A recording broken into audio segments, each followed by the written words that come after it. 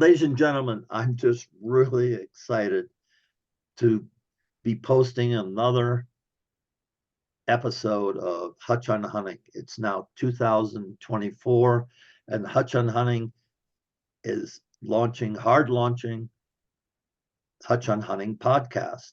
And for my initial 2024 guest, I'm pleased to announce that we have Amanda Lynn Mayhew from Northern Ontario, Canada, who is just an amazing, amazing lady. In the next hour or so, you're going to find out just what she's done.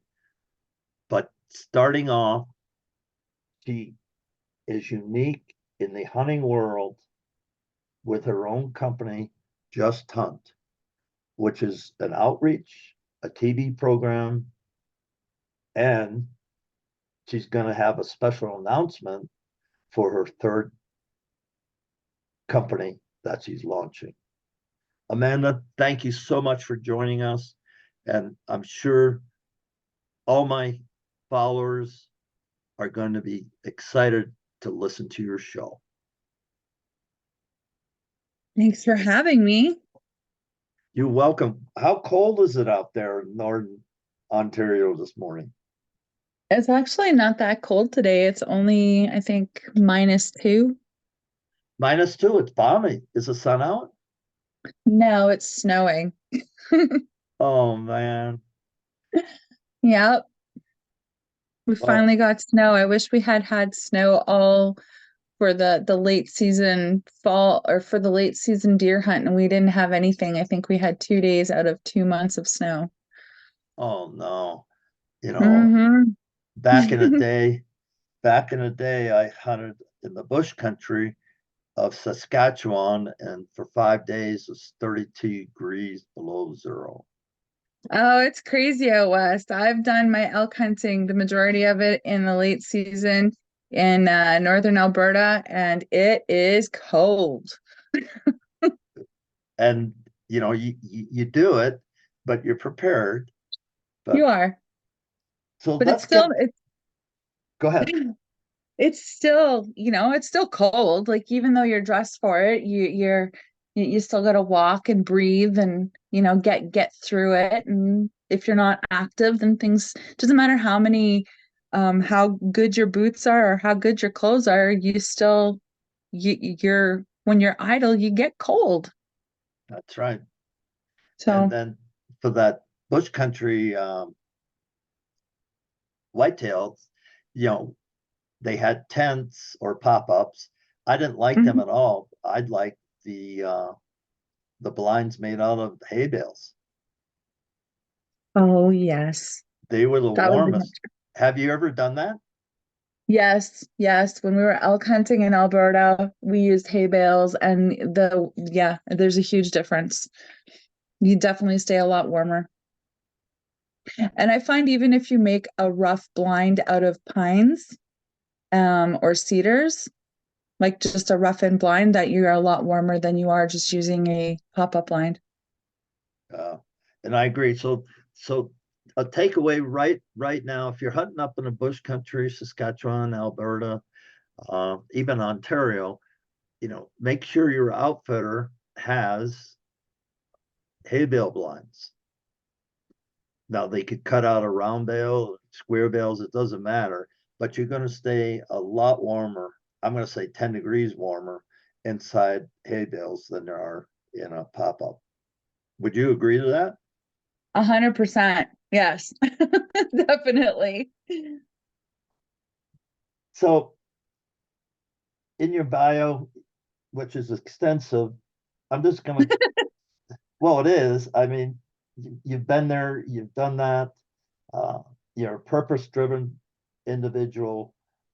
You've had some struggles, which we'll talk about later in the show, but with a strong athletic background. So, did you compete in college or high school, or tell me about your athletic background? My athletic background came well after I was diagnosed with Graves' disease. So as a kid growing up, yeah, I was active. I did judo and just basic stuff like that. but it wasn't until 2007 when I started bodybuilding and entering competitions, which is after 3 children and, like I said, diagnosed with Graves' disease. So no, I actually never went to college, and I didn't really do too much in high school. I was more into the arts and journalism in high school than I was athletic. So it wasn't until later on. So when you think about, you've mentioned Graves' disease, did getting on the weights consistently with dedication and purpose, did that help you overcome your disease? You can never overcome Graves' disease because there's no cure for it, but you can maintain the symptoms. So, what had happened was after my third child was born, my body just went into like this crazy twist of hormone behavior that was completely abnormal, where my throat was like closing and my metabolism was going really fast and my blood pressure was through the roof. And once they figured out what it was, they performed radiation on my thyroid, which killed 95% of it. And then we had to find a group of hormone replacements that would continue to maintain my health. And in that moment, they were like putting me on all kinds of different recipes of medications, and it just like totally did not agree with my body. And I was like I was going from hyper, so it's going, my metabolism was going from really fast to really slow. And they put me on blood pressure pills, which brought me even lower. And then I started gaining weight, and it was just like a whole teeter-totter mess of just everything. So um the some of the medications I didn't need to be on, I got rid of them, and I stayed on one medication, which is a hormone replacement one. And I stayed on that medication. I was up at 4 o'clock in the morning this one day and watching infomercials, and my like probably one of my most favorite actors, Chuck Norris, was on TV, and he was using this crazy total gym um thing. And I was watching it and I'm like, what is this? And yeah, they were promoting it for like $140 at Walmart. So the next day I run over to Walmart and I get this gym, and it's just like you sit on it and you push yourself and you pull yourself and you slide yourself. So you could probably be the most laziest person in the world and you're still going to get a workout. And so I used this with my baby Mackenzie, who's now 25. He was on it with me, and we would go on this machine for 2-3 hours a day and just like have all kinds of fun and push and pull and whatever. And it was just a matter of months where I shed and shredded my body and started entering bodybuilding competitions, started a fitness magazine, um, because I noticed that a lot of magazines wanted real stories about real struggles, and I was one of them. And I had called Total Gym down in California, hoping that I would get like, the secretary at least and not an answering machine. And instead, I got the inventor's wife. Her Oh name my is Joy. goodness. Yeah, right. I got her, and she's like, hey, and I didn't know it was her. I had no idea it was her. She was just like, hey, how can I help you? And I'm like, yeah, this is my name. This is where I'm from. This is my story. And I just want to know if Total Gym wants to, share my story or be a part of it, because you've had so much to do with my changes and everything that's happening to me. And she's like, oh, that's a really cool story. She's like, so what do you want to do? And I'm like, well, to be honest with you, it'd be really cool to do an infomercial with Chuck Norris. And she laughed, and she's like, oh my God, lady. She's like, you have the biggest set of balls I've ever met on a woman. I And love it. I was like, oh. And then she told me who she was. And I was like, oh. And the inventor of the Total Gym, his name is Tom, and Chuck Norris have been best friends since the early 70s. And that is why Chuck Norris was doing the infomercial with or for Tom, is because he actually uses the Total Gym and he's his best friend. So a couple weeks later, Joy calls me and she's like, "Hey," she's like, "do you want to come to Houston and join us at like the tennis competition and the fundraiser, the kids Kickstart Kids fundraiser event? It's a gala we have to raise funds for martial arts for children." And I'm like, "Hell yeah." So yeah, that started in like 2012 or 2013, and I have been going every year since, except for the last couple because of COVID. Yeah, and I am proud and honored enough to say that I'm friends with the owners of Total Gym and Chuck and Gina Norris. Wow. Mm-hmm. So why do you have cojones that makes you believe you can pick up the phone and call somebody and say, "Oh, by the way," so what drives you to do that? Because in the rest of your bio and the rest of the backstory that you sent me, it speaks that that's who you are. I mean, there's no obstacle that's going to get in your way that you're not going to find a way to eliminate it or So what obliterate it. I've learned, so I've been in the fitness industry. I've been in the trade show industry for probably 30 years. I used to assist in a company that used to build 120,000-pound rigger trucks.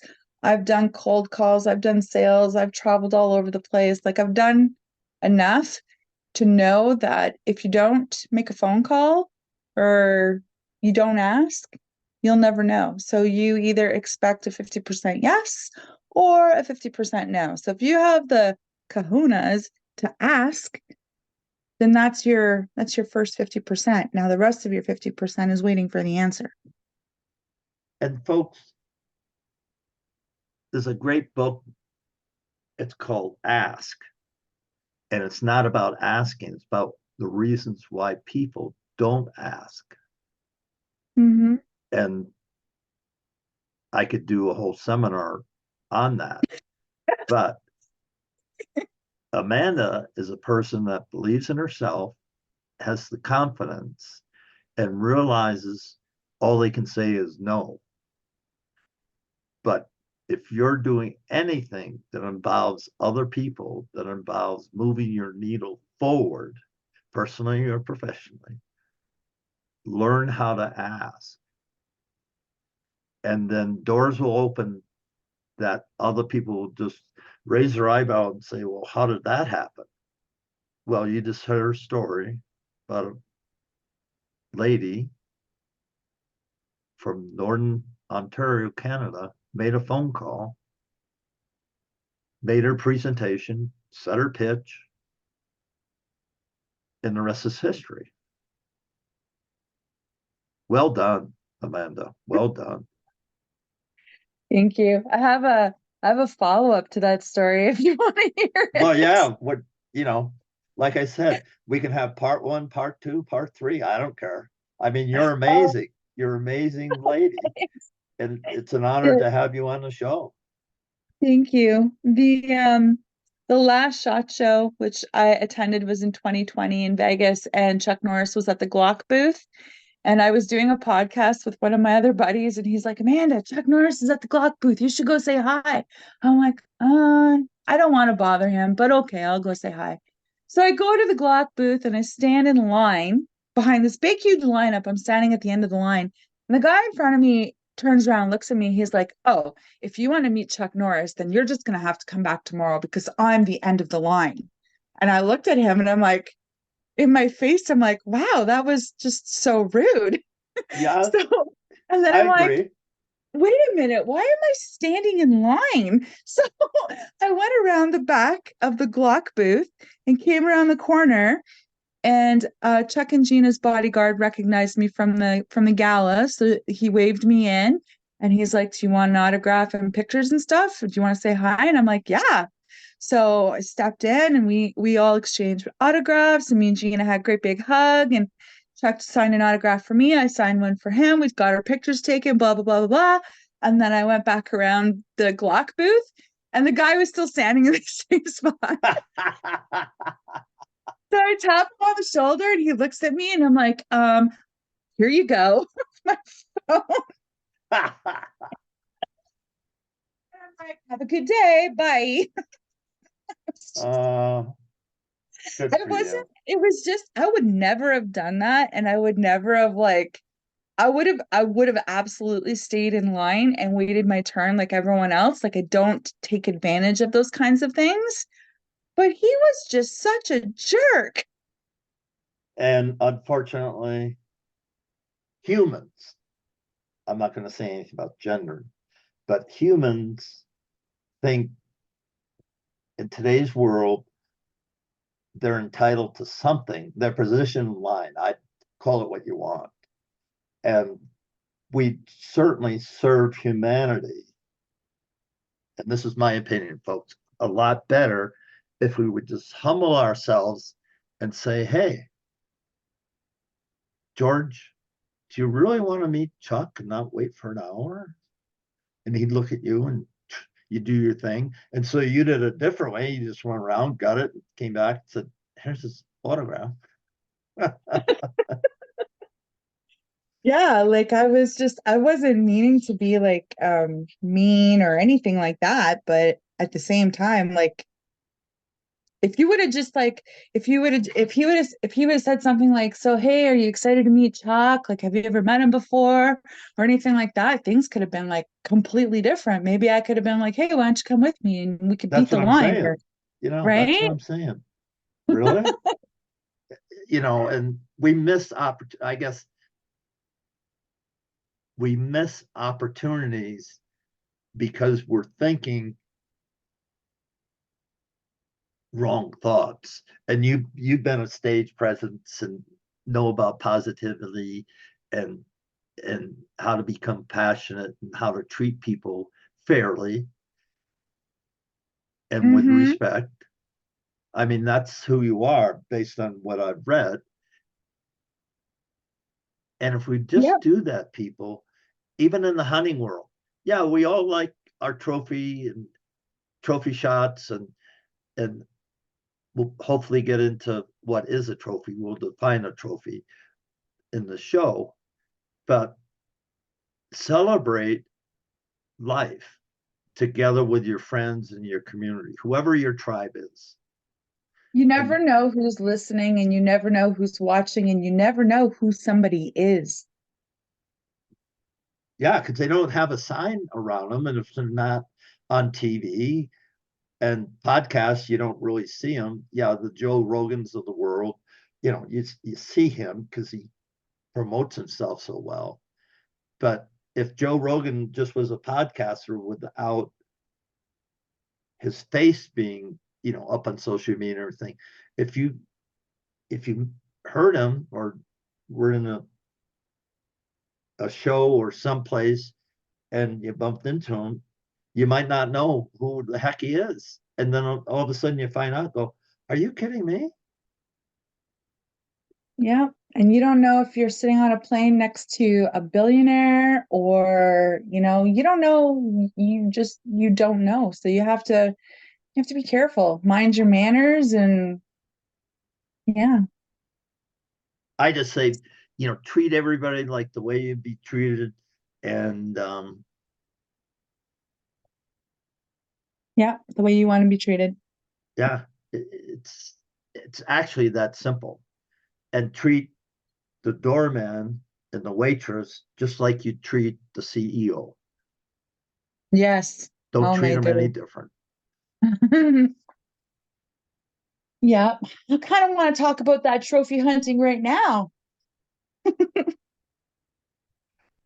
Well, we are. This whole thing, when you get somebody of your caliber and your experience, I should say experience, because there's a lot of people that are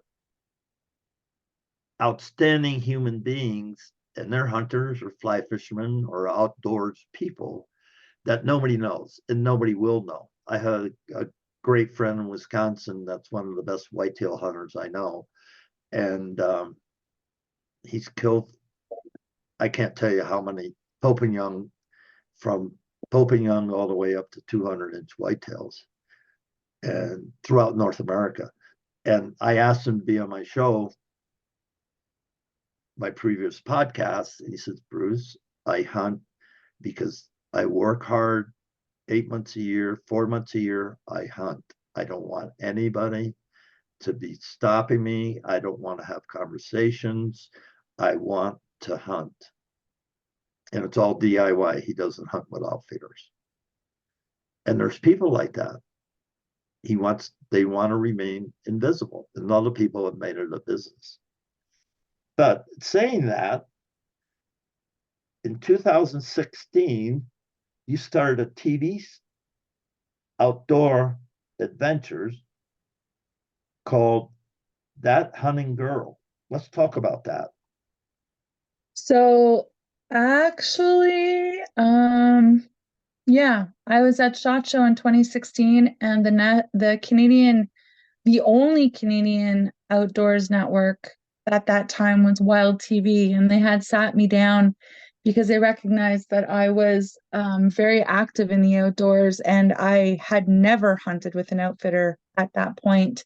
It's always been do it yourself, and I will go in the bush for days on end and do whatever it takes. And they're like, hey, you have a unique look, you're fit, you're healthy, and you hunt and you fish and you like play on motorcycles and all this stuff. So, let's try something. And they had a new idea where they called it Canada Hunts, and they wanted to use me as part of the pilot to get different parts of Canada into the same series to showcase the diversity of Canada and different hosts. So I had done 3 episodes in the first season, and it was really well received.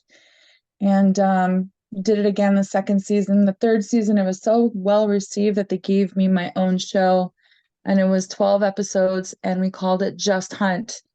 And did that season with Wild TV, and then Sportsman Channel came to Canada. Are you kidding me? So made the switch over to Sportsman Channel, kept Just Hunt as the incorporated name of my company, as to not confuse our viewers and audience and sponsors. Created a whole new branding with That Hunting Girl on Sportsman Channel Canada. Started airing in 2019, and we are just about to launch season 5 in Q2 coming up. And now I have hunted with outfitters. It's been very limited because I love a do-it-yourself hunt. I think it is so much more rewarding. And because I have an outreach program called Take Me Hunting, there's a lot on me to do it yourself with novice or beginner hunters. So sometimes I do hook up with one of my buddies at a lodge or cabin or an outfitting company for those. If it's like a deer or a bear hunt, but if it's small game and turkey, I do it myself. But yes, so in the last 2 to 3 years, I have entered the world of outfitting, which has been very interesting. I imagine it has.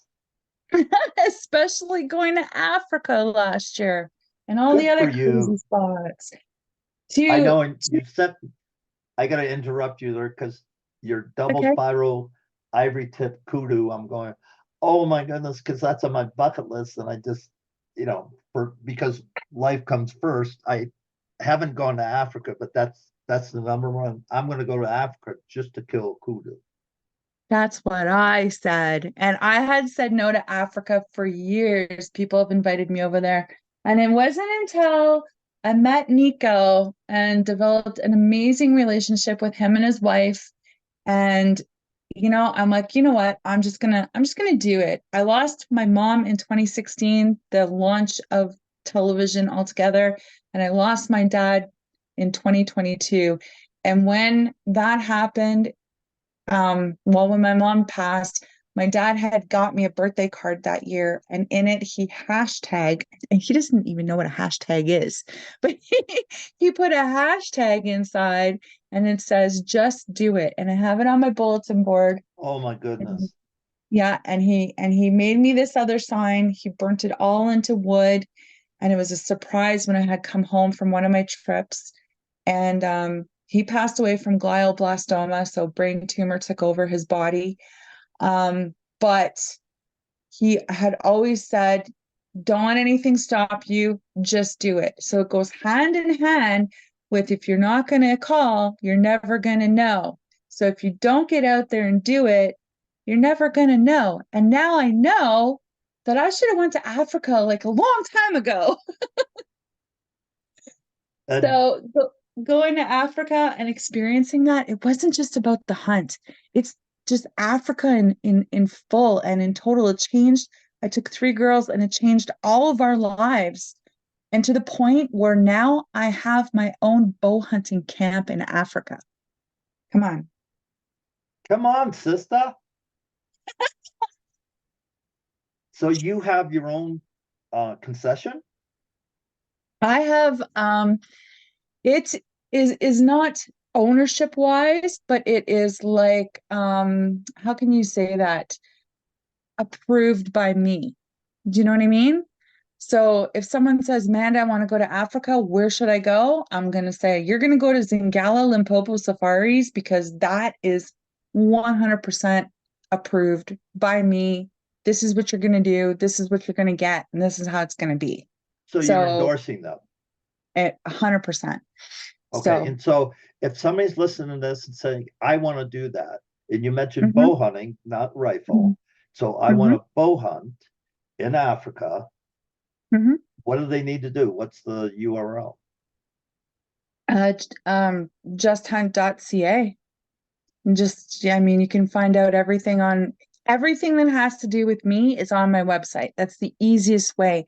And if you can't find something on the website, then you can go to the contact page and just email me, WhatsApp me, message me. Like there's no way that you can't get a hold of me. I am accessible. And so again, And that website, please. justhunt.ca. And that's not California, folks. That's Canada. Yes, that's right. I've never been to California. I've only ever shot into it.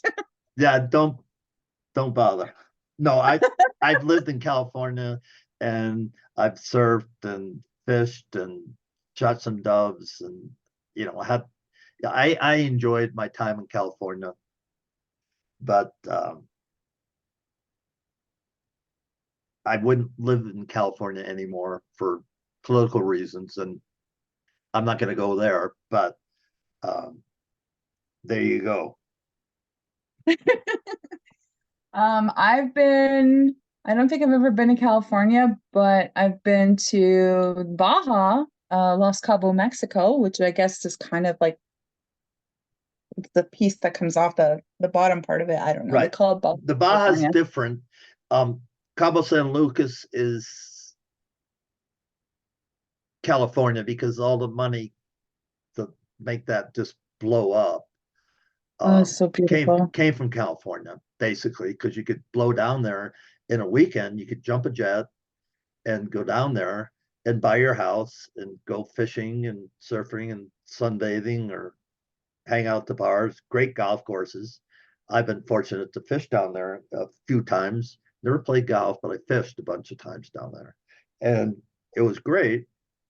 But you don't even need to know how to speak Spanish. And when I go to Mexico, I'd like to speak Spanish, and all the restaurants and everything. It's just like being in Orange County or LA with a Mexican flavor. That's my 2 cents. Well, I'm going to agree, but I've never been to California, so I don't know. But what you're saying about Los Cabos or San Lucas or however you want to call it is 100% correct. And in fact, when I was there last year, that was the beginning of my season in January, and we did marlin fishing, and now we have exclusive girls only retreat back to that destination where we take 10 girls and we go horseback riding and snorkeling, marlin fishing, and whatever other fish jumps on the line as well, and a whole bunch of other things. And it's all in a private villa. So we're doing that on top of everything else. So I've got to expand. Yeah, my friend Lindsay Persico is I down there know right her. now. She's there right now. Yeah, she's there Or right now. yeah, I know. So she is fishing. She's actually fishing with Frank, who's the Marlin hunter, who is the same guy Right. that I go Oh, with. small world, small world. Yeah, she's a good friend, and Yeah. she's down there having a hoot with, I don't know, 5 or 6 girls, 8 girls, whatever. Yeah. And she She's goes down up. there She goes up to Alaska and with does. Tina. Yep. Do you know Yeah. Tiana? Yeah. Well, Yeah. it was. It was. It was. I guess by fate that we connected on LinkedIn. And folks, um, LinkedIn's a good social media prep platform. Yes, I use Instagram and Twitter and Facebook, but I have the best connections and develop the best relationships through LinkedIn. And that's how Amanda and I came together. Now you just found out that she knows 3 of the ladies, 2 of the ladies that have been on my show previously, have been on Hutch on Hunting in 2003 as I was gearing up. And Tiana's just an amazing lady up in outside of King Salmon, Alaska, and Lindsay hails from, I believe it's Montana or Boise, I can't remember, but just an incredible, incredible lady. And they're both overcomers. And as we're finding out, talking to Amanda, she's an overcomer. She doesn't let things stop her. And so if you're struggling right now and you're a woman, listen to the show, get a hold of Amanda, get a hold of Lindsay Persico or Tiana, and chat with them because they can help make you better. They can help you get through whatever you're trying to get through. That's sweet.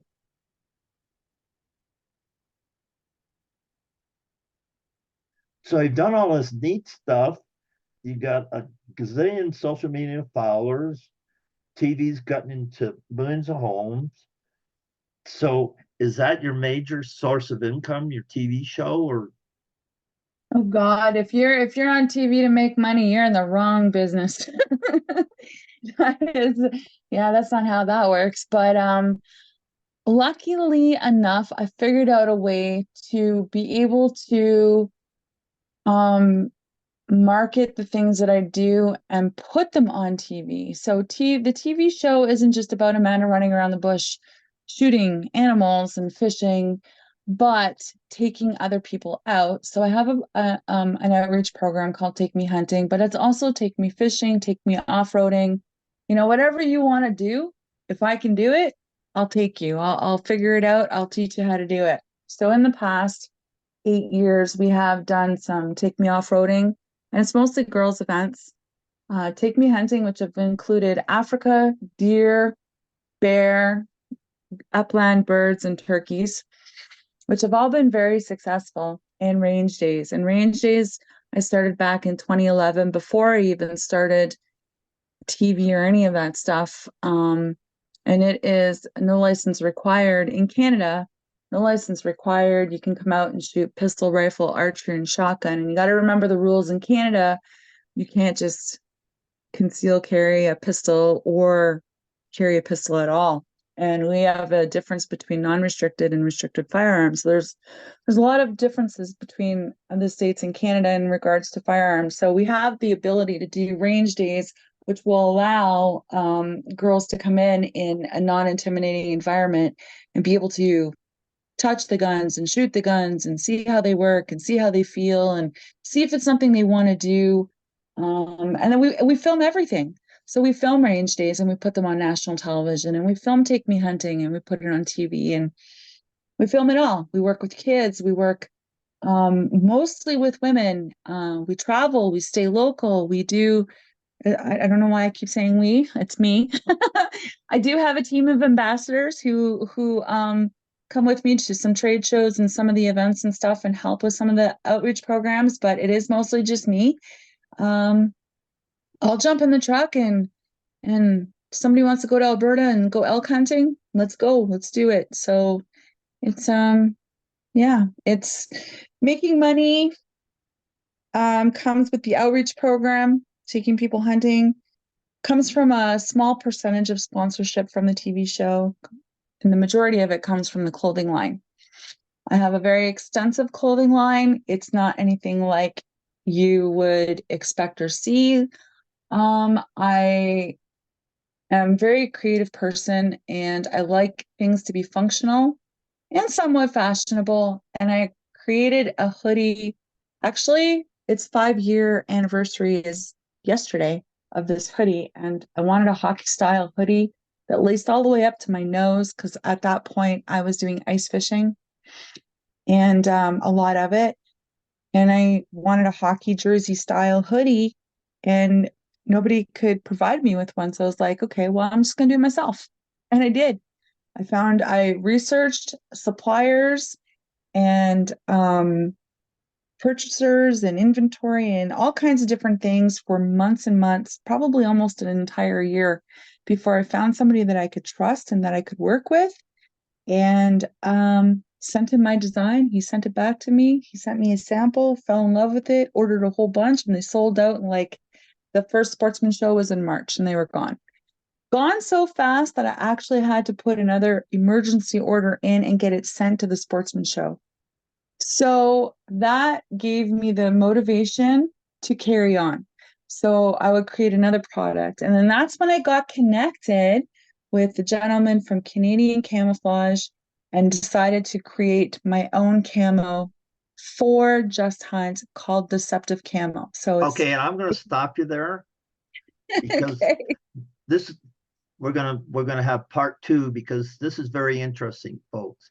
So you have a lady in Northern Ontario that's had some challenges, overcome them, believes in herself, I've already said that, has confidence, knows she can get things done. And she decided to get into a industry that's very hard, extremely hard. No, a lot of people fail. Good ideas, poor execution, poor fabrics, whatever. You can count on your hands how many companies become a Ralph Lauren type company. Extremely, extremely small.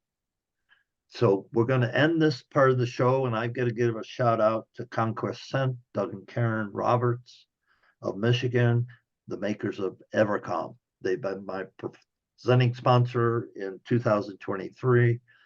I look forward to having them as a presenting sponsor in 2024.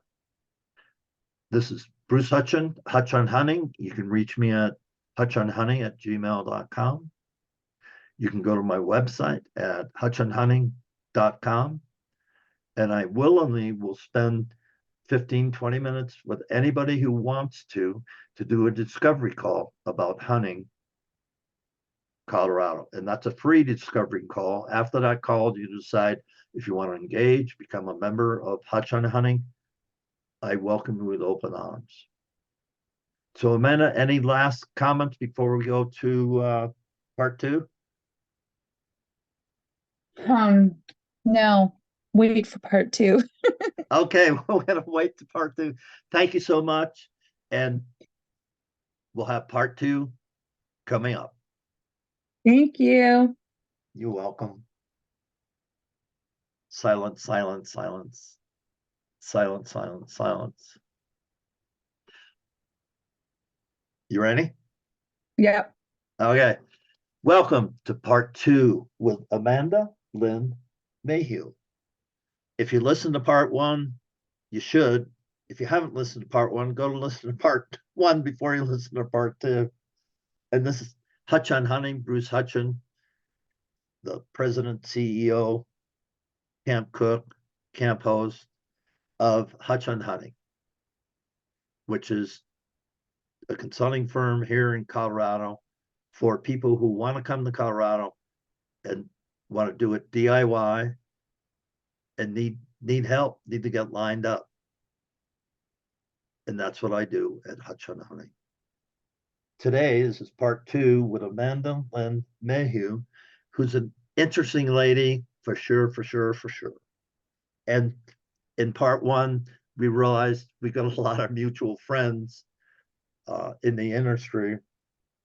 One right now is down in Cabo San Lucas fishing, and Amanda fishes with the same marlin captain, Frank, who's pretty famous down there actually, and she runs Just Hunt. So Amanda, welcome to part 2 of Hutch on Hunting with Amanda Lynn Mayhew. Thank you. I'm still laughing from the first episode.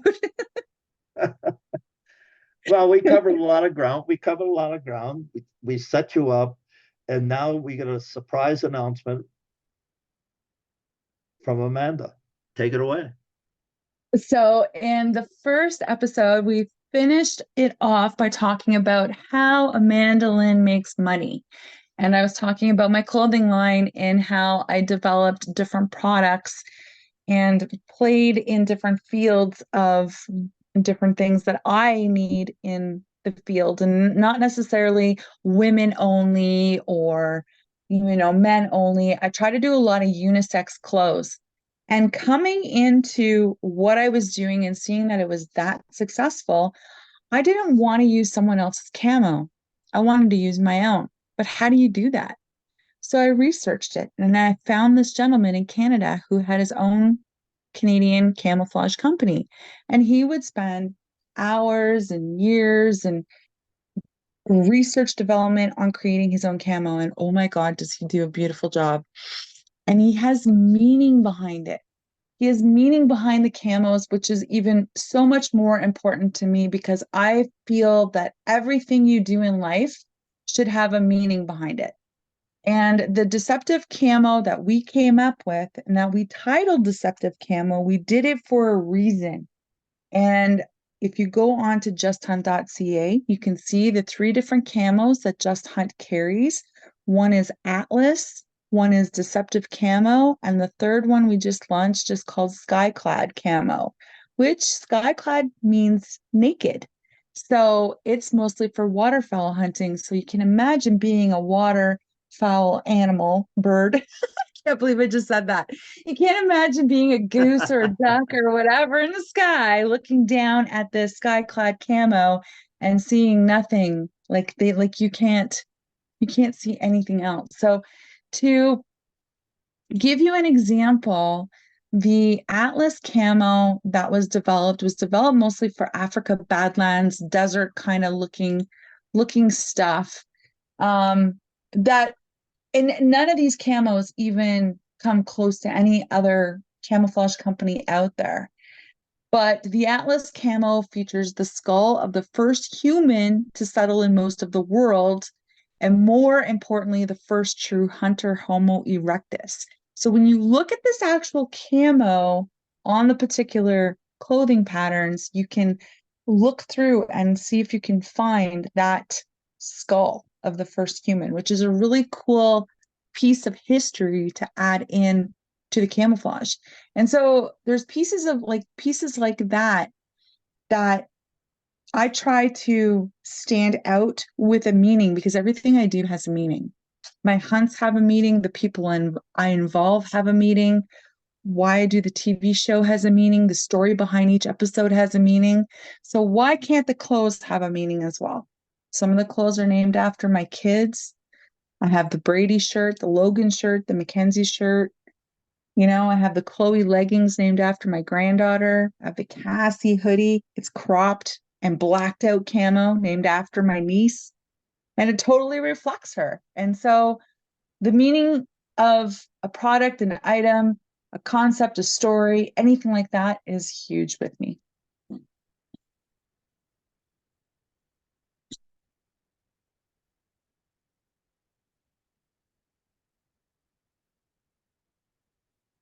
Did I lose you? No, I just thought Okay. I was. Okay. It just went quiet. I was listening. And so you were in the fashion line, you were selling things at shows and developed them. Why do you think you can be successful where other people doing exactly what you're trying to do have failed? Now, there's a couple of people out there that have been successful with women's clothing. But what makes you think that you can beat the odds? Well, lots of reasons. I don't copy anybody. I do my own thing. I try to be unique. Um, I don't give up, and I believe in what I do.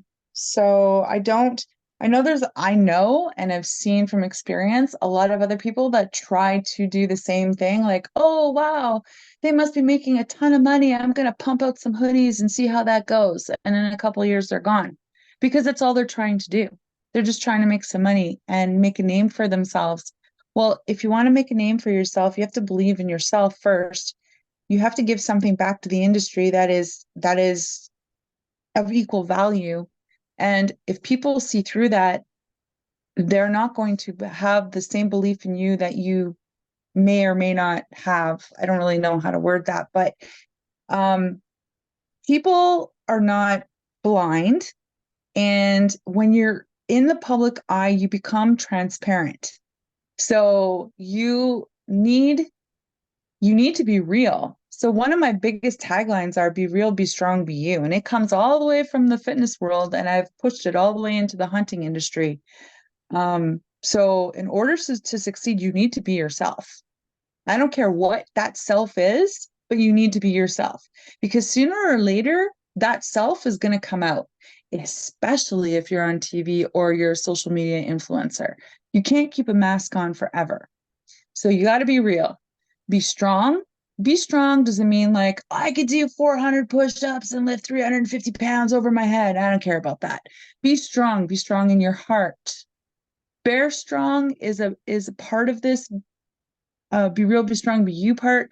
Bears have they obviously have strength, but they have inner strength. They go to sleep for half the year and wake up and like they're still strong, they're smart, they're problem solvers. You watch them try to get at all these different bait contraptions and stuff like that. They figure it out. So inner strength is huge. So be real, be strong, and be you, be yourself. So be real and be you are kind of both the same thing, and it's very important to be yourself because people will figure it out if you're not. Be real, be strong, and be you Mm-hmm. in everything that you do. Mm-hmm. Mm, exactly. Exactly. Let that It's become a not just. mantra that you apply. And we, in part, when we talked about elk hunting in Alberta, when it's freezing, and if you stop, you get cold. It's just that's the way it is. And Mm-hmm. elk don't hang out in the corral by the lodge or at What? the trailhead. Sorry, Oh, that doesn't yeah. happen. That doesn't happen. So the only way to get elk is to get to where the elk are. Elk are easy to hunt once you find them. I mean, they're huge animals. They got to eat, they got to sleep, they got to have water, and they got to have safety. Kind of like whitetail deer. So, And moose. pardon me, I said and moose. Same and thing. moose. Exactly. Easy to hunt, but you got to find them. That's the hardest part. I keep tell people all the time, okay, there's 10,000 acres of land in this basin.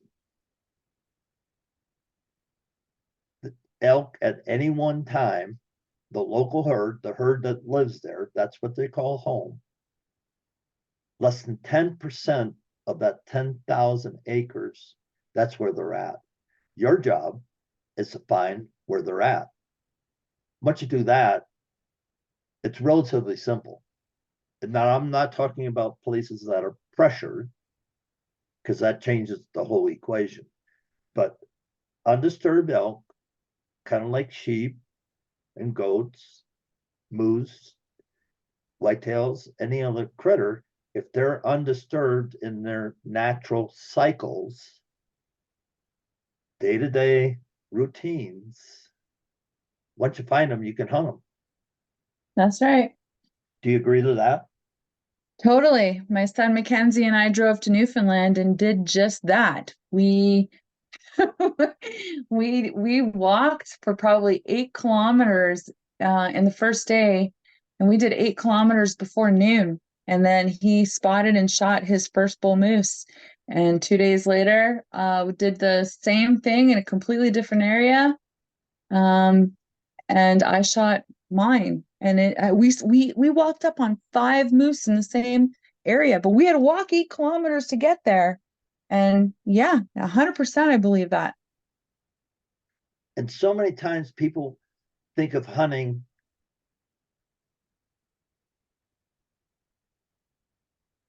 as work. It's hard. It's not easy. It takes perseverance, dedication, commitment, being geared up, having the right stuff, right mental attitude, all that. But I never worked on any hunt that I had, and I've been doing this since 1966. It's the adventure. And in part one, we talked about the adventure, and it's just not the hunt, the 1 second, the 2 pound, no, none of my triggers are 2 pounds, 3 to 5 pounds of pressure on that trigger, you pull it, takes a second. That's just the period of the adventure, meeting people. And just like why one reason I podcast is because I meet people like Amanda and Lindsay and Tana. I meet these people, we have a conversation. And it's a beautiful thing to me. It's a wonderful thing. So tell me how your camel pattern will help any hunter in any environment if you set it up that way. And I don't know if it's set up for the desert, for the timber, for the sagebrush. Let's talk more about the camel pattern. The first pattern we came out with is called Deceptive Camo. It's mostly for Ontario, kind of bush hunting, that sort of bush with the birch and the oak leaves and stuff. So mostly for fall.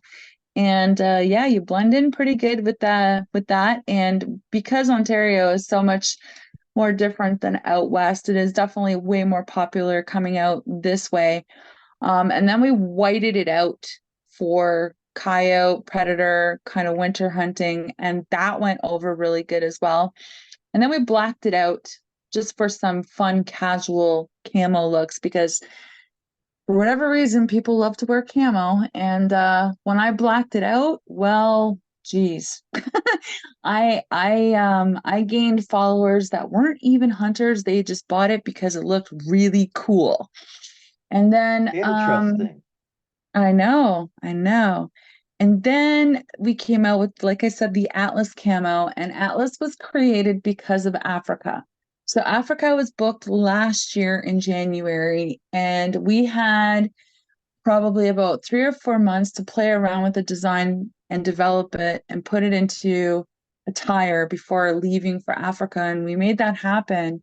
And it is, and like, oh my God, that camel pattern was flying off the shelves. We put it on hoodies, long sleeves, leggings, cargo pants, not really any outerwear, but something that would be our cargo pants are canvas and everything's made in Canada. Our hoodies were polar fleece on the inside, nice and thick, kind of a water resistant material on the outside. And then all of our leggings and long sleeve shirts are UV resistant, kind of the jersey material that you can layer or wear by itself. And the camo is just incredible. We wore it in Alberta this year too, and it just worked so well there, and wore it in Saskatchewan. So, and then the third camo that we just released, we literally just released it, is Skyclad, and that's for waterfowl hunting. We released it last week.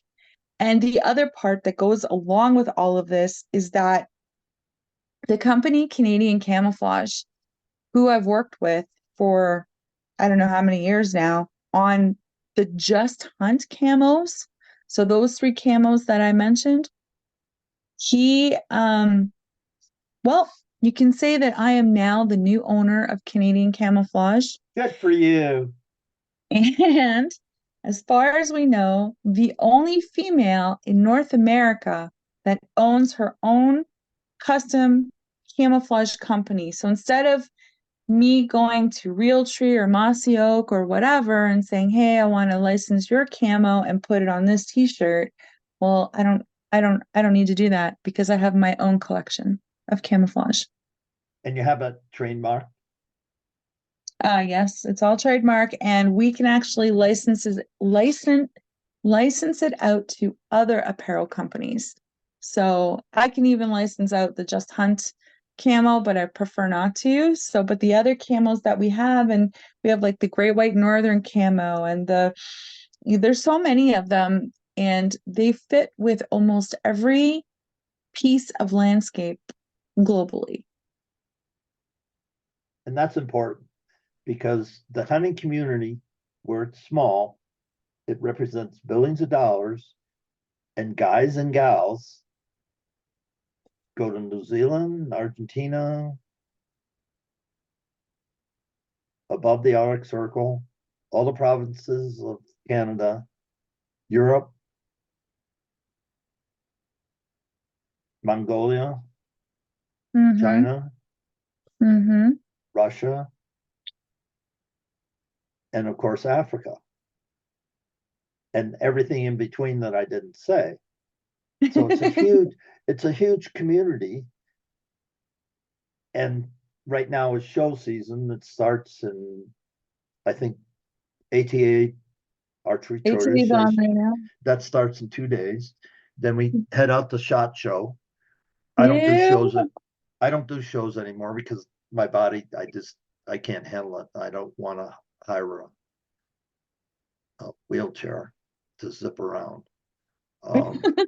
No, I just don't. I mean, I just Oh, I get it. Even I would prefer a wheelchair to zip around. right, and I just don't.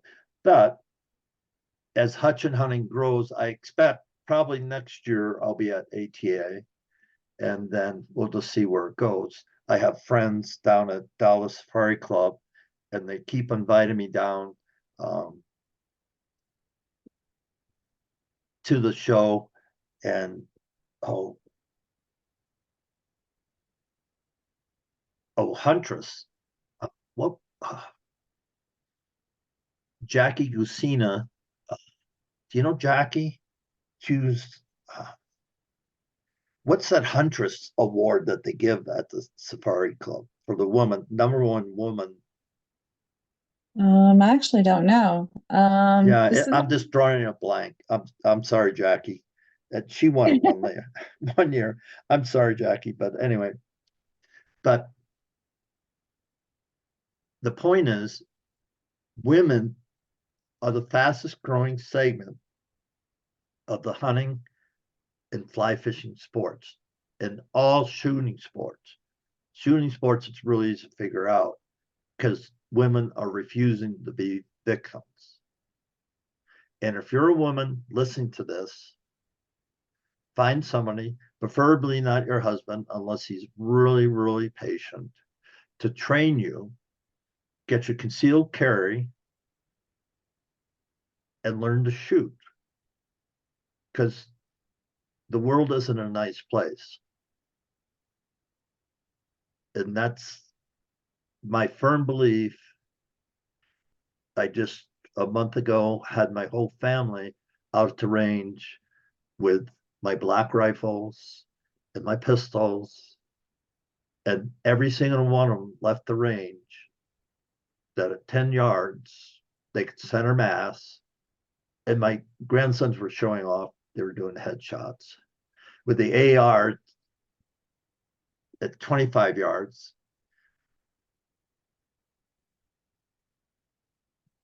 Wow. They were, center mass and headshots, but I got HK 416, blah, blah, blah. I shouldn't say it offhand, but I have good equipment. And we train them up. So if somebody's stupid enough to go in any of our houses, they're not going to like the outcome. But today, folks, you have to be situational aware anywhere, anytime, 24/7. I don't care if you're going to the mall, to the grocery store, getting gas, it doesn't matter. You've got to be situation aware. Your head's got to be on a swivel because there's not nice people. And we know a major reason for that is our southern border. So just learn how to shoot. And you've done something, Amanda. You have that one program, I believe, in Canada, and you spoke to it about not needing a license and going to the range. Let's talk more about that. The importance of everyone, just guys and gals, learning how to handle a weapon, shoot a weapon, and be safe with a weapon.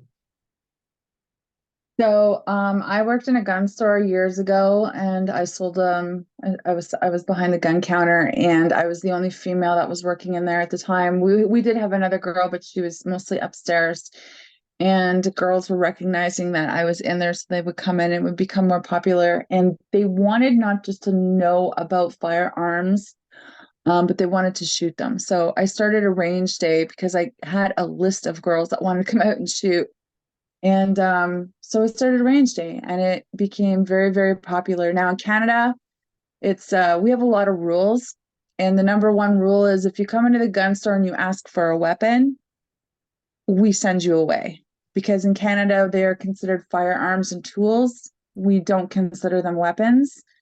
Um, so that is one thing that we teach the girls, proper description or language in Canada, which is quite different.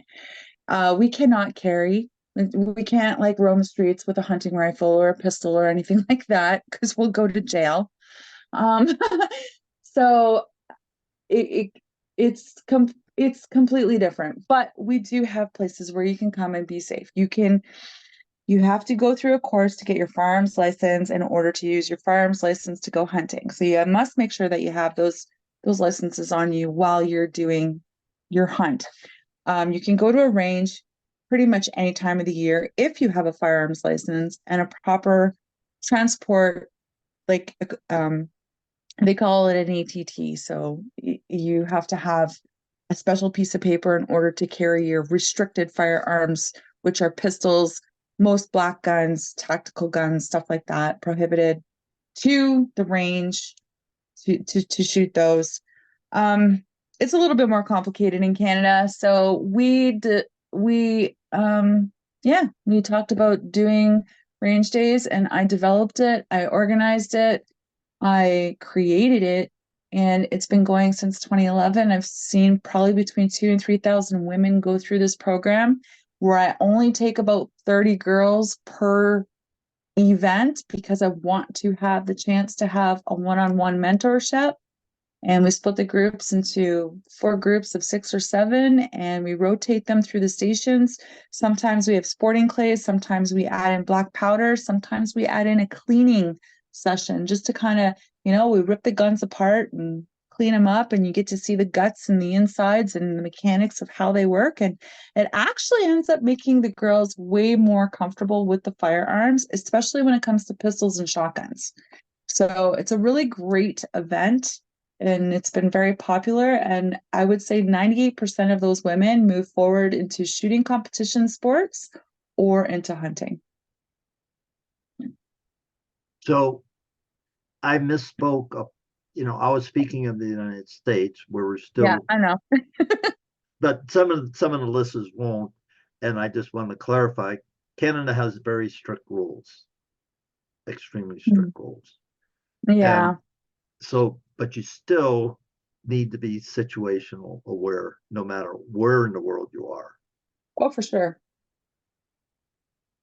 And if you're Absolutely. able to carry, you should be carrying. But first, you have to get concealed carry and go to the range and be able to. And I like to think I can take down my pistol blindfolded. I can't put it back together blindfolded, but I can take it apart blindfolded. And it's not that hard because I've got it memorized.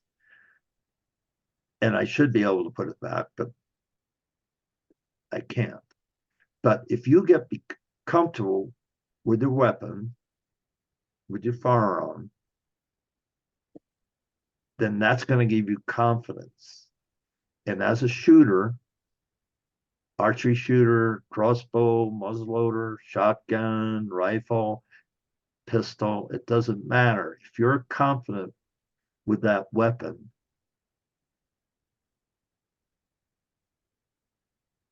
you will perform better no matter what the situation. And that's just like if you've been an athlete, played football, played any sport at all. That's why they have repetitions, repetition. That's why they have practice, practice, practice. So it's game time. Game time is easy. It really is. One The second, my person, dogs are gonna go crazy. I'm sorry. One second. Outside.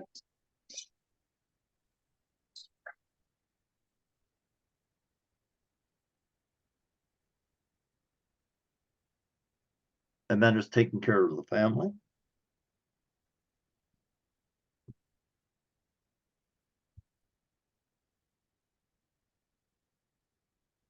I told him now. Now go outside. Outside. Come on. Are you Outside. good?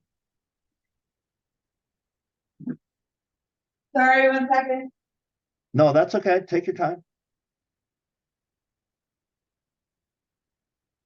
Edit, edit, edit. Sorry, I have shippings coming in and the dogs just like bark their faces off when they show up at the door. So Okay. Are you good now? I'm good. Okay. So we're talking about confidence, handling weapons. Put your 2 cents on that.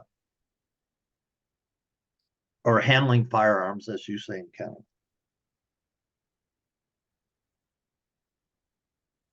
So you cut out there for a bit. So we were talking about 2 cent. What can you repeat that? Yeah. I was talking about before you had to go and take care of, business. I was talking about the confidence you go once you know your firearm Mm-hmm. or crossbow or compound bow or whatever you're Right. shooting. The more you know that, the more comfortable you are with them, the Oh more my God. confident. And because you're confident, you're going to be more proficient as a hunter, as a shooter. Your kills are going to be more ethical because you're not going to miss. This is this is so 110% so true. I am uploading a video from Africa that's only a minute long and it showcases my shot of a Yeah, gamsbuck that I took. The yeah. gamsbuck, the gamsbuck I shot was a pass-through arrow through the heart, and the animal was expired in 6 minutes, less than 6 minutes, and it's all on film. And the girls I was with, um, I would say did not practice like I did. You could go on my TikTok every day and you could see I was practicing with my bow every day, every day, every day. I'm like, I am going to Africa. I am not going to mess this up. And I took 5 animals with the bow, compound bow, and every single arrow was a complete pass through except for one got stuck in the shoulder. And I could not believe for myself. I was so proud of myself that I was able to pull that off so almost like perfectly. And the Nico was using me as an example to be like, hey, listen, this is a perfect shot placement. This is the perfect way you do it. And if you would have practiced as much as Amanda practiced, then you would be on the same level. And so it is 100% true that the more practice you do, the more successful you're going to be.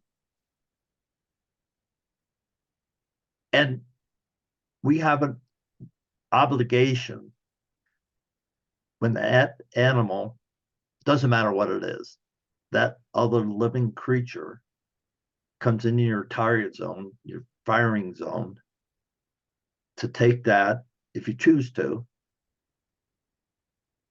as quickly as possible. And that all has to do with shot placement. Yeah, sometimes things goes sideways and sometimes it doesn't go the way you plan. And every hunter has had that happen before too. And it happens. It's life, it's hunting. But the more practice you do, the more confidence you will have. And it doesn't control everything, but it's a big part of it for sure. What type of broadheads did you use in Africa? Oh my God. I used kudu broadheads. Okay, tell me. I shoot iron will that are made right here in Colorado. Oh my God, kudu broadheads. I don't care who you are and what you shoot. If you are not shooting kudu broadheads, you are not shooting the right broadhead. I have been archery hunting for years. My youngest son got me into archery. I've always been a gun girl, and I've tried every flipping broadhead in the universe, and I could not find one that I liked. And a kudu broadhead, it's designed like a traditional broadhead, so it's only got like the two sides. Right. It's not four-sided. It's made in the States, and the guy, his name is Andy, and he is amazing to deal with. Their social media people are amazing to deal with, and their product is just like the top of the line. I don't care who you are. My bow is made in Canada, through APA Archery. They're made in Saskatchewan. And when I was out there and I got my bow tuned up by him, and I said, I need a broadhead. I need a broadhead that's, give me something that's going to work. Like, forget about these Montex and Wasp and all this other stuff that I've Stuff. tried. Right. Yeah, he gave me these kudos, and I was like, huh, they look really cool. I'm not gonna lie. But I used them for the remainder of that year. So impressive. So I knew that when I was going to Africa, I used the 100 grade ones. And when I went to Africa, I called and I'm like, hey, I'm going to Africa. I want to make sure that, I have the right setup. So I got the 125 grains and I got the practice tips with those. And I got a whole set of new arrows and put everything together, and I started practicing all summer, and that's what I shot every animal with, and then continued into my elk, my moose, my deer. Oh my God. Oh my God. The best. You're not excited about that or nothing. I'm so excited. You know what I'm really excited about is that they're called kudos. And you shot a kudu. With a Oh, kudu. with a kudu. Did they Yeah, it just blow doesn't that get up? better than that. Did they take that and start promoting you with kudu, with your kudu? Well, I'm going to tell you something. Here's another little secret that we can share. Okay. Hoodoo Point Broadheads is now a brand new sponsor of That Hunting Girl There for you this go. season. Yeah, There you go. yeah. Yeah, I So I'm met. very happy when you find a product that works for you, just like my bow. I mean, I've shot bear, I've shot obsession, I've shot bows. I got into APA. When you find something that works for you and it works for you, the passion just follows it. It just, you are naturally excited about that product because it works for you. Folks, I So hope you heard that. because with my rifles, and I shoot bolt action rifles Mm-hmm. and a couple single action rifles, Mm-hmm. and I hand load. So it took me 3 months, 6 months of experimenting with that rifle, with the powder, the primer, the casing, and then finally the bullet. And yeah, it's work, but it's not really work because it's just you're experimenting, you're trying to figure out, and you load up five of these, five of those, 20 shells, then you go to the range with the chronometer and figure it out. But guess what? When I can shoot 5 shots into a quarter, which is sub MOA, I can go any place and take that rifle, dial it in, figure out my distance, and I don't shoot over 400 yards. When I pull the trigger, if I've done my job with the setup, that bullet's going to do its job. Period. Period. Yeah. Period. There's no question. And I remember when I shot my wolf up in BC, I had a guide because I'm non-resident, so I had to have a guide. And so he said, he took me to range before we shot and said, "You can shoot." And I go, "Yeah, been at it a long time." So when I set up in the mountain goat, that was 400 in a couple of yards. And that sucker was tough. But and we got him. Then he said, after we get the goat taken care of, we said, "You want to go see if the wolves are in the woods?" I go, "Yeah." And so he called them in. He came in and he said, "Take them." That's all he said. And I did. And he goes, "Man, I wish all my clients were as good as you were." As confident. I shouldn't say good. I misspoke. Was confident in his gear and his abilities. There's no question, no wavering. You get a wolf out there, which to me is probably one of the top trophies in North America to get because it's so hard to get. And he says, "I wish more of my clients were like you." But guess what? Just like Amanda did, she was going to Africa, rep after rep after rep after rep. She set up her muscle memory. She set up her bow. She got her broadhead that she liked. She knew was going to do the job. And it's a fixed broadhead. It's not mechanical. And I'm a big proponent of double blade. I shoot iron will for that reason because I'm confident with them. And if I ever go to Africa, I am going to take my crossbow if they allow it. I don't know if they do or not. But Yes, you can shoot with a crossbow in Africa. so, I'm going to go after my kudu with my crossbow. And Amanda.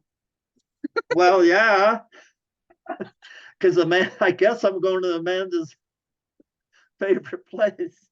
Bow hunting camp. There you've got to. And let's just quick touch on Africa.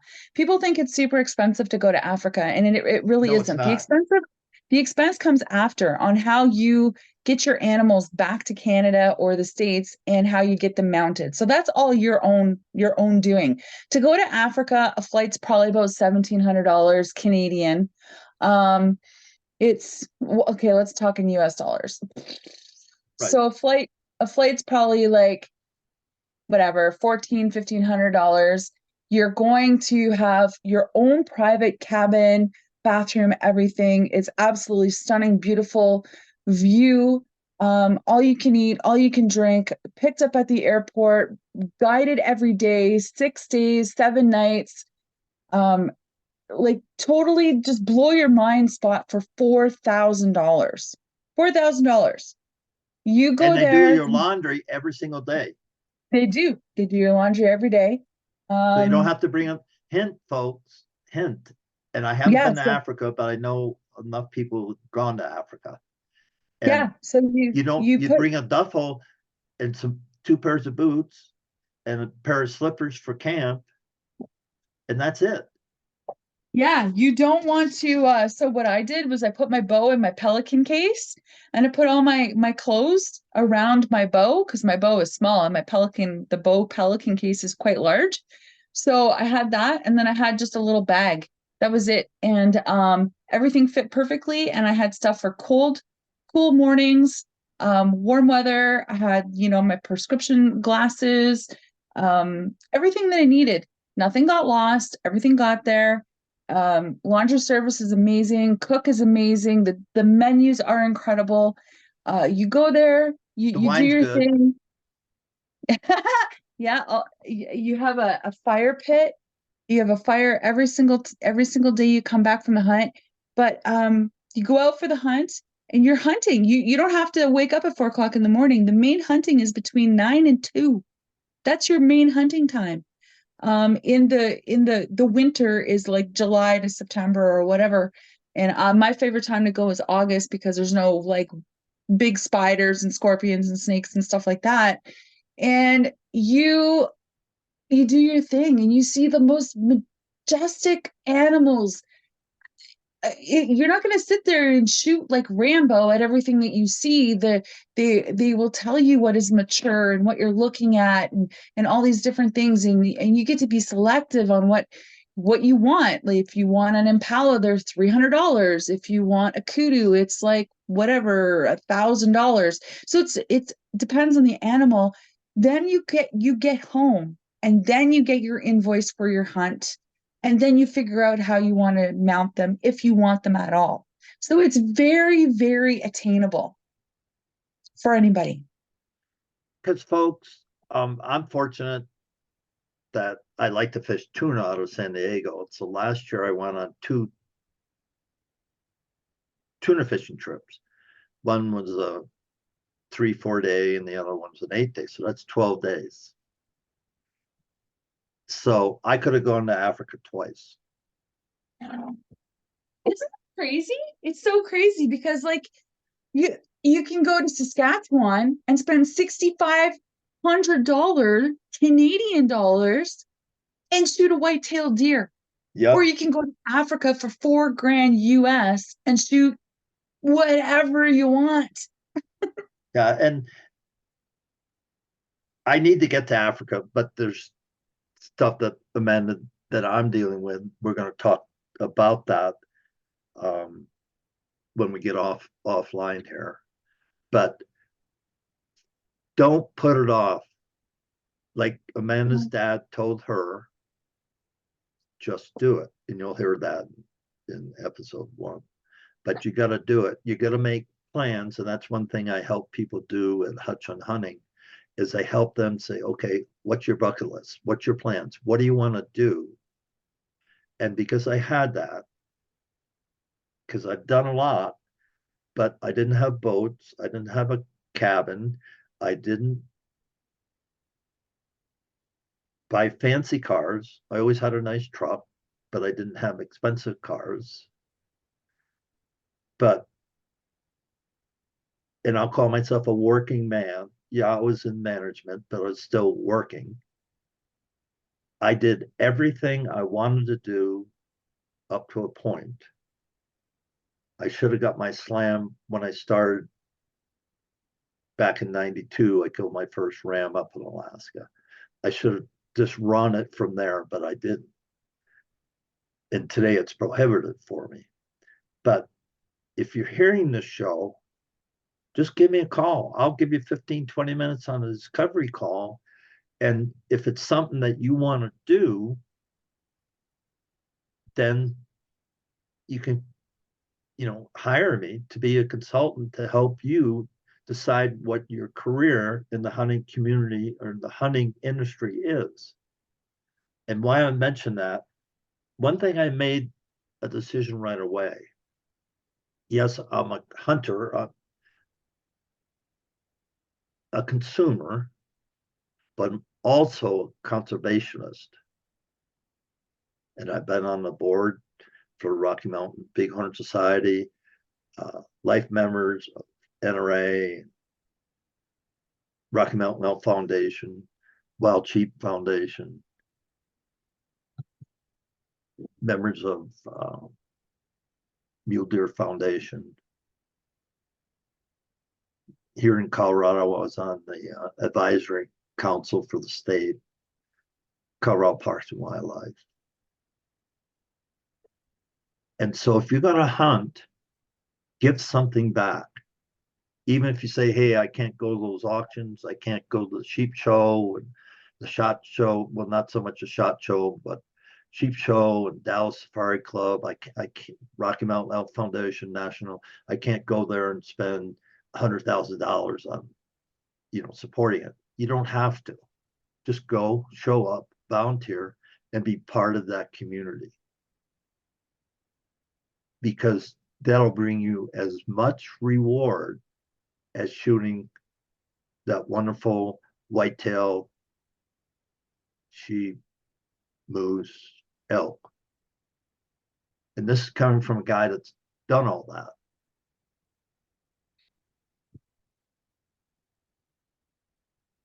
Comments? Me? Yeah. I agree. I totally agree. I think, yeah, I agree. Who do I belong to? I belong to the Canadian Coalition for Farm Rights. I belong to Ontario Federation of Anglers and Hunters. I belong to Safari Club International, and I belong to the NRA. That's who I belong to. Plus everything you've done. On my own. We go, Amanda, she's humble, but she's been nominated for Woman of the Year in Health and Wellness category for 3 consecutive years, received numerous Citizen of the Week awards, and this is all up in the Kitchener-Waterloo area of Ontario, Canada. So she gives back. And some of the greatest friends you're going to have or make in the industry, in our industry, they give back.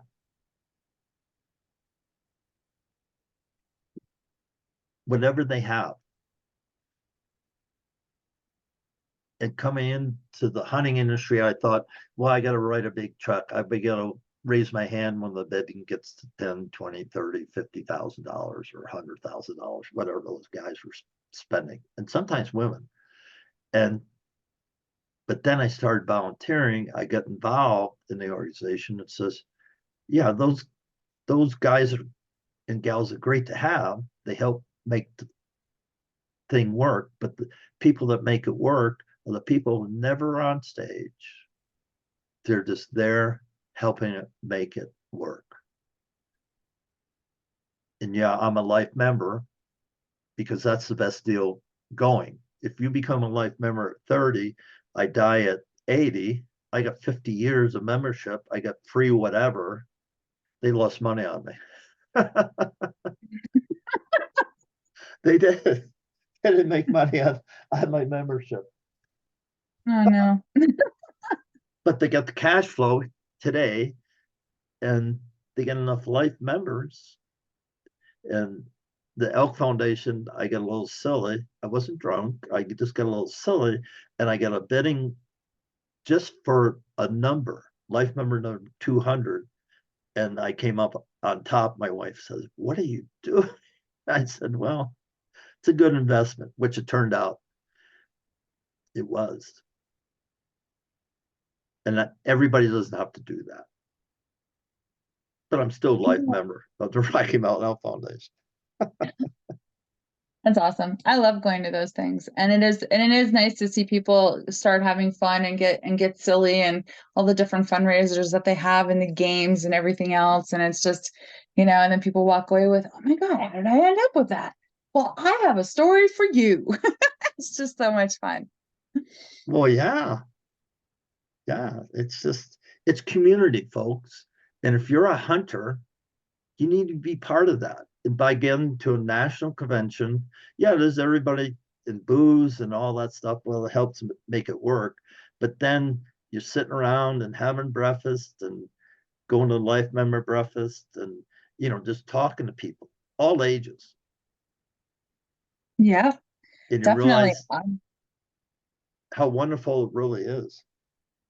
I was at a Safari Club International, kind of like just a small town one.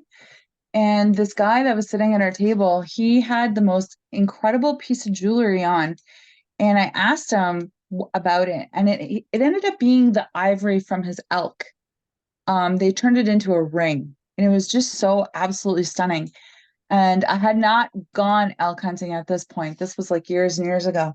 And so finally, when I did have the opportunity to go hunting for elk and harvest my first bull elk and got the ivory back from him, it sat on my computer desk from 2019 until this year, until I could find somebody that I trusted with the handicraft and what I wanted to do. And I had talked to the people at Safari Club in Nashville last year, the Elk Ridge or Elk something jewelry or whatever, but their costs were so outrageous. So I hung tight and I waited and ended up meeting this kid, 20-year-old kid at the Toronto Sportsman Show who carves antlers and like he's the most unbelievable antler carver I have ever seen, and I've seen many. Um, his name is Samuel Cote, and he's from Quebec, and he's like 21, 22 years old. I sent him my ivory, and he sent it back to me exactly how I envisioned it. And it is just the most stunning piece of jewelry that I have. And so the people that you meet at these things and what they can inspire for your own self and others is just, you don't even know which way it's going to go. And it's just amazing. So now every time I look at my own elk ring, I think of that guy and all his stories. Yeah. And when you're sitting around the campfire anyway, that's all we're doing. We're just telling stories. And that's what this podcast is about. We've been here, we've been there, but we're telling stories. And you can tell the passion that Amanda has. You can tell my passion, you know, for what we've been doing for a long time successfully. And it doesn't end. Yeah, I slow down. Yeah, That's I'm about supposed to all. slow down. I just slow down. Oh, maybe one day I'll slow down. No, you So you far. won't.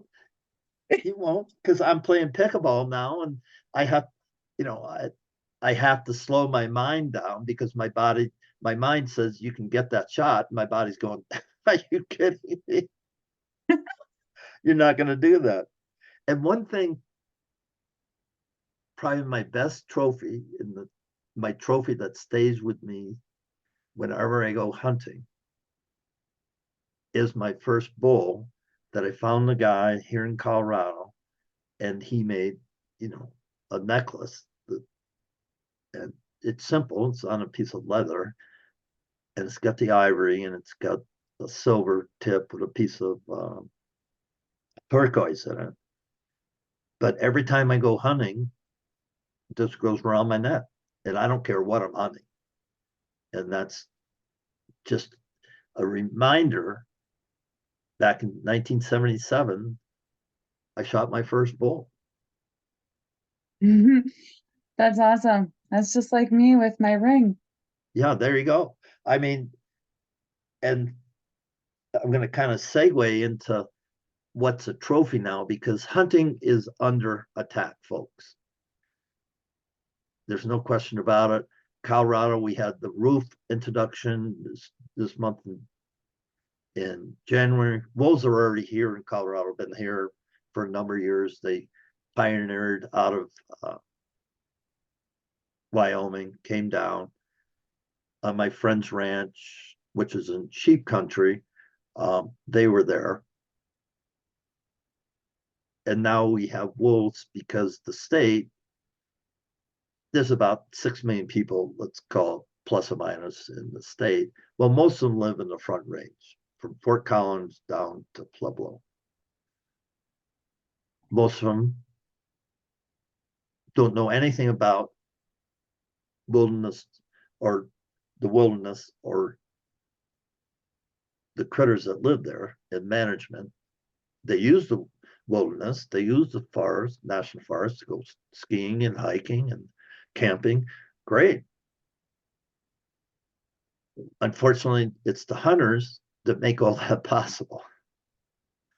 I kind of Yeah. chuckle because people don't figure that out. And so the wolf ballot came up, and the people on the front range said, "Oh, wolves are great." And the anti-hunter lobbyists did a great job, spent a gazillion dollars, and won just by a couple points, but they still won. So now Colorado Parks and Wildlife has to spend millions of dollars to put wolves back in the mountains, where they spent millions of dollars to reintroduce moose. And wolves are apex predators that know how to kill stuff. They kill stuff to eat stuff. And if you listen to this, if you go to the grocery store and buy a piece of steak, that cow died.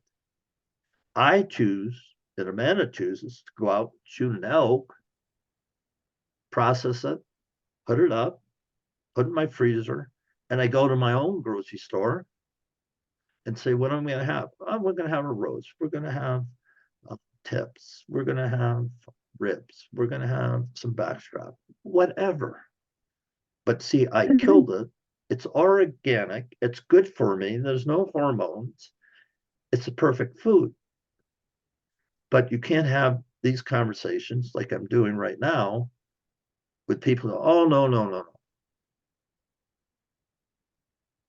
Wolves are good. Well, Idaho doesn't think wolves are good. Montana doesn't think wolves are good. And Wyoming doesn't think wolves are good. And they all had reintroduction. So Colorado, if you listen to this, you get 10 years, 20 years max. Our wolves at about, I'm going to round figures, 250,000 elk on the ground in Colorado, biggest state for elk. That'll be half. And prove me wrong. I'll be dead in 20 years. Not in 10 years. Or I may be, but I don't think so. So I'm going to fight. I'm going to use my voice to help people understand wolves are here. We're not going to change that, but we have to manage them. And you, as a hunter, need to make your voice heard. Comments?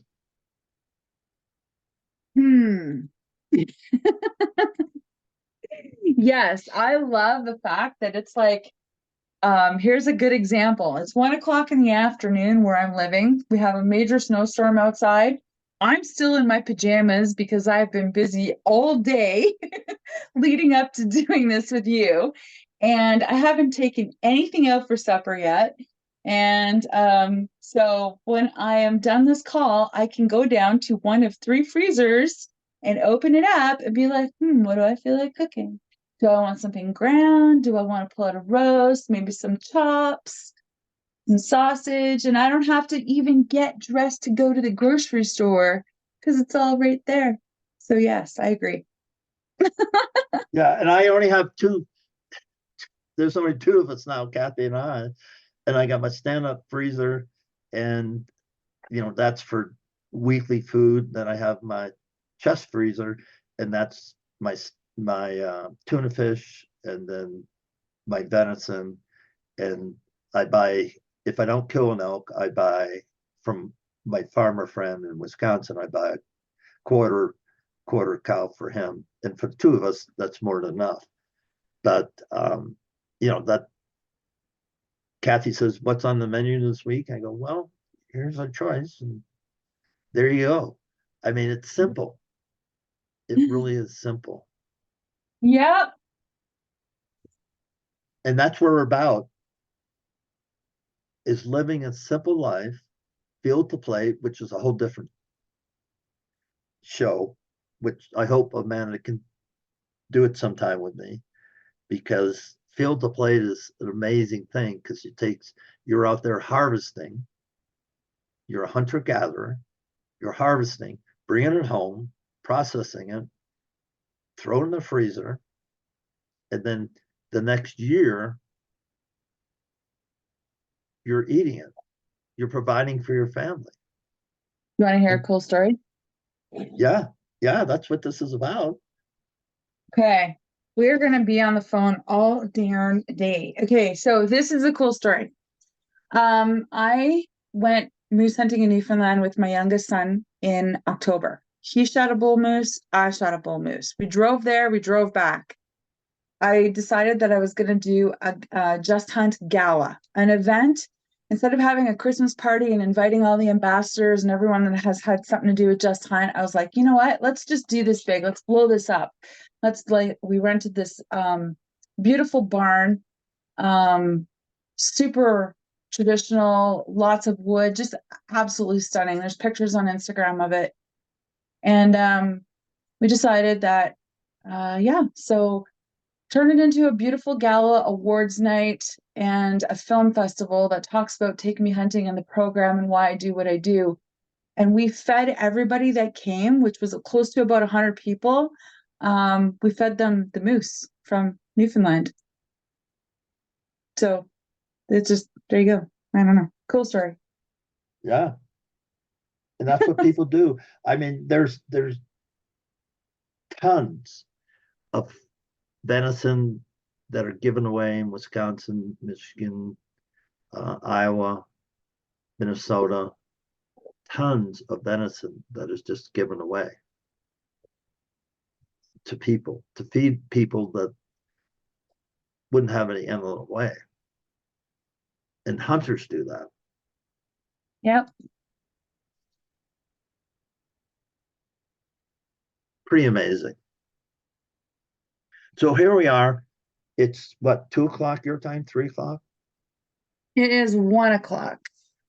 Oh, you're only 2 hours. Okay. Yeah. It's 2 hours 1 o'clock. All right. So anyway, so we've got part one in the can, part two in the can, and then Amanda and I are gonna have to figure out how do we get to part three.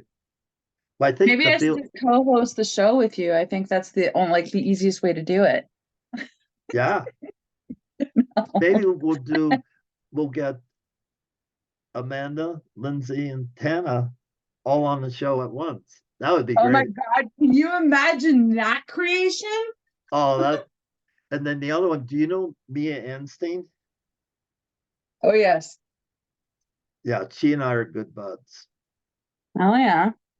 And her and Hank and the ranch, and I've been down there and hung out I with don't her. know anything. I honestly, I don't know anything about her, so I just know her name. Like I know who she is, but that's Yeah, all I know. you need to, develop a relationship with her because she's the director for SCI in the southwest corner of the state, stuff like that. And she's doing something. We She got is? proper, yeah, she's Proposition 91 in Colorado. They're trying to coin the Monlicker Trophy for wolves Okay. and bobcats and cats, predators. But that's just the first step. They're trying to eliminate killing those animals, not because they're predators, not because they're harming, again, get back into management. They're killing fawns, and, they're just doing what they're built to do, but you have to control them. That's the whole thing. You have to manage them. So they're trying to get that eliminated in the state, Proposition 91. So she's a voice in that. Anyway, So but what is her position? I don't understand. I thought she was Proposition just a 91 to eliminate the trophy hunting of cats. okay, but what does she like? What does she do though? Oh, More like what is she about? What no, is she she's about? fighting against it. There's a group out of Canyon City, and I don't have that in my notes because Okay. I didn't know we were going to get on that. But I'll find that out. I'll find that out. I'll send it to you. But Mia's a Okay. big part of that, and she's a big voice for the women. And she goes to Washington. I just can't, Barbara. I just can't. I just can't remember the lady, but she's in Barbara the Ford? woman's, yeah, the Women's I know her. Coalition. Women's Outdoor News, like Barbara Bard. No, Is that's that Women Outdoor News. It's a different Barbara, but they go to Washington and lobby okay? I for don't know. hunters' rights. Huh. Yeah, she'd be a great gal to get to know because she's dynamite. She's unbelievable, smart, intelligent. I've Just a heard of great, her. yeah, she's just a great lady. I I'll just send you, can't. I'll send you her contact information. Okay. I think I've seen her on social media Yeah, or on LinkedIn or and something. she's got her own podcast and stuff like that. That's what I saw. Yes, I saw Yeah, that. yeah. Very cool. So anyway, folks, we're talking about people in the industry, but it's relationships. I'm writing a book right now called Return on Relationships. Ooh. Ooh. I'm writing a book called Wild and Free. There you go. All right, we got to wrap this thing up. So, final Yeah. words, Amanda. Sorry. Final closing statements. Give people how to get in touch with you. Social Okay. media, your website. Your shameless plug. This has been an incredible, I don't even know, 2 hours plus. And I've thoroughly enjoyed conversing with you about all the different aspects of hunting in the outdoors and everything that's relatable to it. I appreciate you getting in touch with me and giving me this opportunity to talk with you. And for those of you listening, if you want to learn more, you want to, just communicate or have questions, anything that has to do with the outdoors, you can go to justhunt.ca and you can click on contact and you can get me from anywhere. So right there on justhunt.ca, you can see all the social media links to TikTok, Instagram, Twitter, Facebook, and LinkedIn. And yeah, that's about it.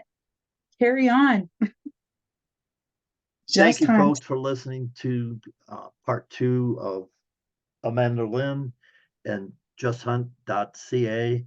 And this is Bruce Hutchin, your host at hutchonhunting.com. You can reach out to me on social media at hutchonhunting, or you can just send me an email at hutchonhunting@gmail.com, and look forward to hearing from you. And if you're interested, and if you think you get the cojones like Amanda does, if you want to be on the show and you can bring it, just reach out to me and say, Bruce, I'd like to be part of your show because this has been so interesting, informative, and you guys are real people, and I want to be part of that. And I'd love to have you part of it. And Amanda just offered, you heard her, to be a co-host. So Oh dear. that would be wild. I mean, Can you imagine that show? oh my goodness. We'd have fun. But it's been fun. But this is what hunting's about. This is what I've spent.